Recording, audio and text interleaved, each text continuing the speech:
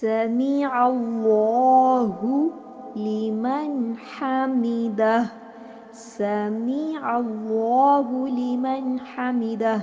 سمع الله سمع الله لمن حمده. سمع الله لمن حمده. سمع اللہ لمن حمدہ۔ اللہ تعالیٰ نے اس کی بات سن لی جس نے اس کی تعریف کی۔ صحیح البخاری حدیث 795۔ ربنا ولك الحمد حمدا كثيرا طيبا مباركا فيه۔ ربنا ولك الحمد حمدا كثيرا طيبا مباركا فيه۔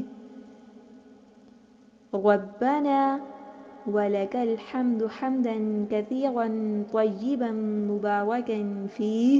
اے اللہ، اے ہمارے رب، تیرے ہی لیے ہر قسم کی تعریف ہے، تعریف بہت زیادہ پاکیزہ جس میں برکت دی گئی۔ صحیح البخاری حدیث 799۔ وضاحت: رکوع سے اٹھتے وقت سمیع اللہ لمن حمدہ کے الفاظ سبھی کو پڑھنے چاہیے، خواہ امام ہو یا مقتدی۔ خواہ امام ہو یا مقتدی۔ کون سے الفاظ؟ سمیع اللہ لمن حمدہ والے الفاظ سبھی کو پڑھنے چاہیے، خواہ امام ہو یا مقتدی۔ اس کے بعد ربنا، وضاحت میں ہے رکوع سے اٹھتے وقت سمیع اللہ لمن حمدہ کے الفاظ سبھی کو پڑھنے چاہیے، خواہ امام ہو یا مقتدی۔ اس کے بعد ربنا ولک الحمد حمدا کثیرا طیبا مبارکا فیہ کے الفاظ کہنے چاہیے۔ یہ بہت شان و عظمت والے کلمات ہیں۔ اللہ کے رسول اللہ صلی اللہ علیہ وسلم نماز پڑھا رہے تھے کہ ایک شخص تیزی سے چلتا ہوا آیا اور نماز میں شامل ہوا۔ جب آپ صلی اللہ علیہ وسلم نے سمیع اللہ لمن حمدہ کہا تو اس شخص نے بھی کلمات پڑھ دیے۔ سلام پھیرنے کے بعد آپ صلی اللہ علیہ وسلم نے پوچھا، وہ شخص کون تھا جس نے میرے پیچھے نماز پڑھتے ہوئے ربنا ولک الحمد حمدا کثیرا طیبا مبارکا فیہ کے الفاظ کہے تھے؟